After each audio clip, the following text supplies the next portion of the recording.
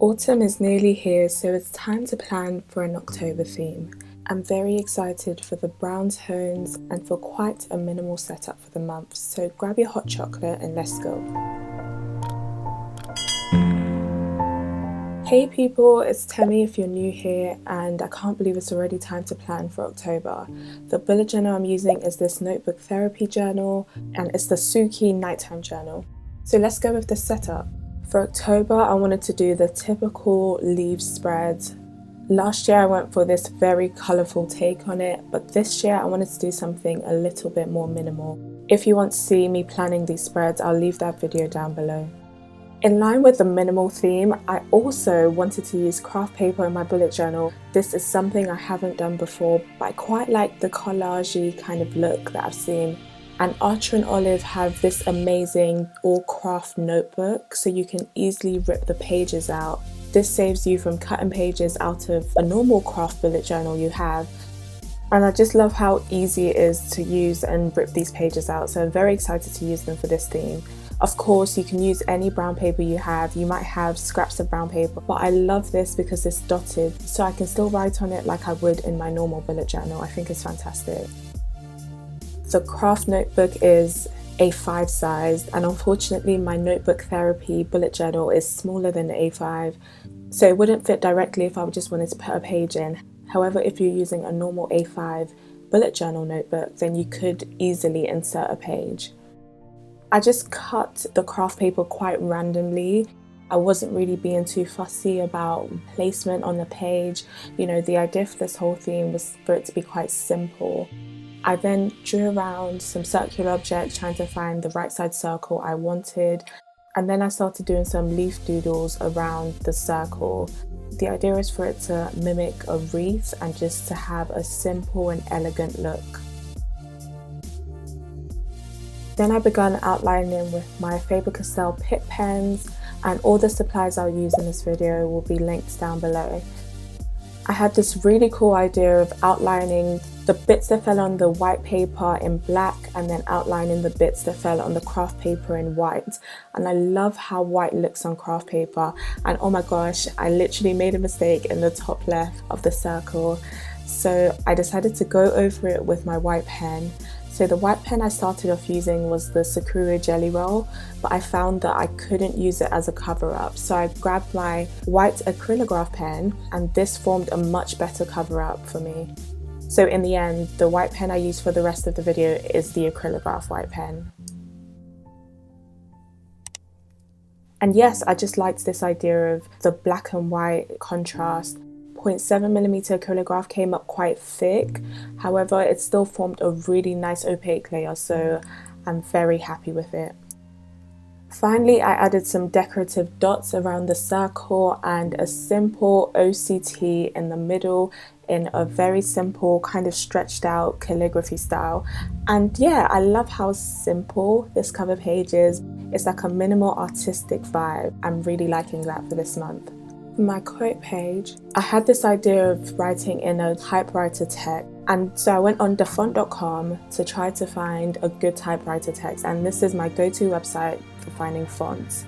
Looking on the website, I really liked the traveling typewriter font that came up first, but I also decided to type the quote. Thefont.com also has this feature where you can preview the text you want to use. So I typed part of the quote just to see what the font would look like, and I still really liked this traveling typewriter font. If it's a font you're interested in, I'll leave a link down below.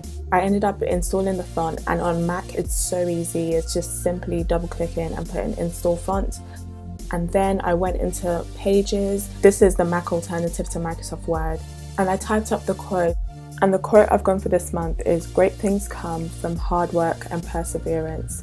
And I simply changed the font and tried to figure out the placement. I previously measured the area that I wanted it to go in my book.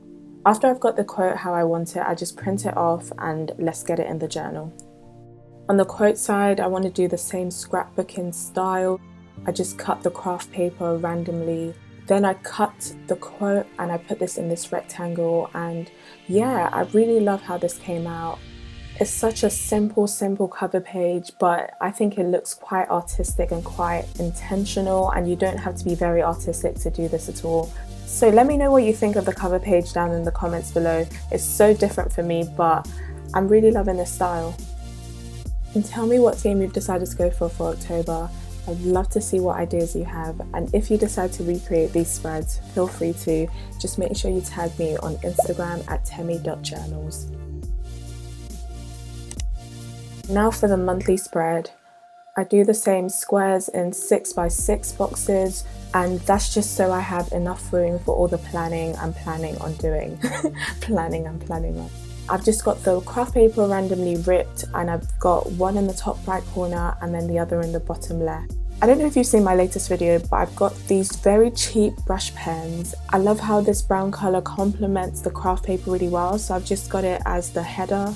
And then I bought these stamps from Hobbycraft here in the UK. I don't know if you've got that in America.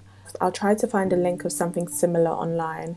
Kind of going off the theme of the typewriter font that I used for the beginning spreads.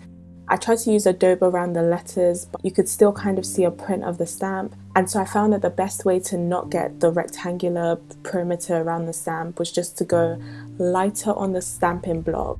But I do like the kind of rough effect that it has regardless. Then I've got the October title in the top left, and I've just gone for this very minimal style.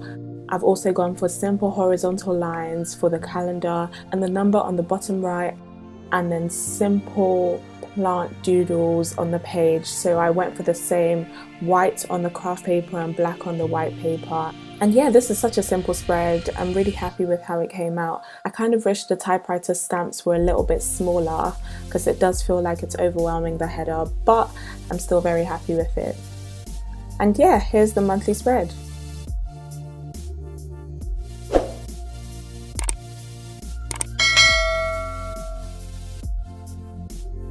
Next, I've got the mood and habit trackers. So if you're familiar with any of my work, you know that I always have the mood tracker on the left page and the habit tracker on the right page. But this time around, I decided to change it up. So I normally track 6 habits, so I'll just have the 6 habits at the top of the page and then the mood at the bottom. I flip back to my grid spacing sheet just to see what the spacing is like. If I want to split the page into 3s, and then I've just ripped some craft paper and written habit at the top. I'm using my stamps again. This is kind of like a stamping month, isn't it? But I'm using my calendar stamps for the dates, and I just find it so much quicker than actually writing the dates. Then I've got the brown brush pen that I mentioned earlier, and then I'm using that for the header of each of the habits that I'll be tracking. I find that the easiest way to stick things across 2 pages like this in your journal is to fold whatever you're sticking along the middle of the notebook and then to stick one side at a time. And that's how I find that it doesn't rip or pull, and it sits in the crease a lot better. So I did the same thing for the mood tracker title with just the craft paper and the same simple font. And then I've just got random leaves falling. So I've got 31 leaves, and I tried to change up the directions and change up the kinds of leaves, but honestly, this isn't really that deep. It's just so that it kind of has the effect of it falling. I inked them with my Faber-Castell Pitt pens, and then I numbered them. And here's the mood tracker. I realized I didn't include the key in this setup, but I did that off camera later. And yeah, here's the habit tracker and mood tracker. I really love how simple this is, and I just love how it came together. Next, I've got my gratitude log spread. So again, I flip back to my grid spacing sheet because I've got the exact number of dots that I need for this gratitude log spread. So this is one of my favorite spreads to include in my setup, and that's because it just reminds me to be thankful. It's very easy to take things for granted, and I just like this simple reminder to pick out one thing in a day that I'm grateful for. So I also stuck a bit of craft paper at the top just to link it back to the theme a little bit. But if you're familiar with my gratitude log spreads, they're usually very simple. It's more for function, just to be able to have space to write the things that I'm thankful for. So this is just a simple link to the theme. And then I've got this doodle at the top with the same black and white inverted kind of theme that I've had going on. And yeah, I love how simple this came out. Next, for my quote page, I decided to use the typewriter stamps again, and I've just stamped "Take care of yourself." and I've cut round each of the rectangles. I got this idea from a spread I saw on Pinterest, but unfortunately I don't have the name of the person, so I can't credit them properly. But I thought it was a very simple and cute way to include craft paper in this theme, and a very simple quote page. This is probably the quickest quote page I've ever done. It's just so simple. And finally, I have the weekly spread. So I normally only set up the first week in my bullet journal, and then I set up each week as I go along, and all the pictures of all the spreads will be on my Instagram.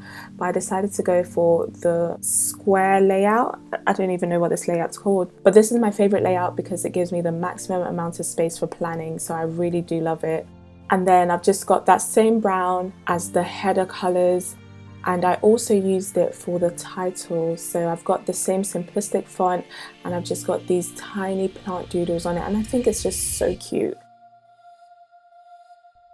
Finally, for the notes section, I ripped out some craft paper. I've got the simple black and white inverted doodle, and I really love how this spread turned out. Again, it's just so simple but very effective for the theme.